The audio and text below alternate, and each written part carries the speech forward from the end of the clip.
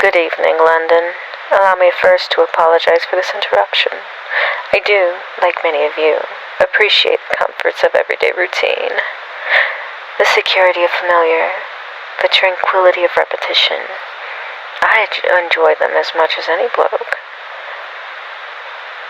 But, in the spirit of commemoration, whereby those important events of the past are usually associated with someone's death, or the end of some awfully bloody struggle, a celebration of a nice holiday, I thought we could mark this November the 5th, a day that is sadly no longer remembered, by taking some time out of our daily lives to sit down and have a little chat. There are, of course, those who do not wish us to speak. I suspect even now orders are being shouted into telephones, and men with guns will soon be on their way. Why? Because while the truncheons may be in lieu of conversation, words will always retain their power. Words offer means to meaning, and for those who will listen, the enunciation of truth. And that truth is, there is something terribly wrong with this country, isn't there? Cruelty and injustice, intolerance and oppression, and where once you had the freedom to object, to think and speak as you saw fit, you now have censors and a system of surveillance coercing your conformity and soliciting your silence. Who's to blame? Well, certainly there are those more responsible than others, and they will be held accountable, but again, truth be told, if we're looking for the guilty, you need only look into a mirror. I know why you did it.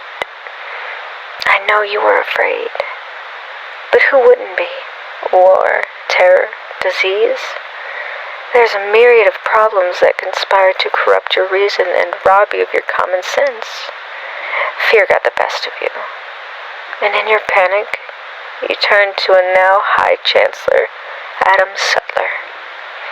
He promised you order. He promised you peace.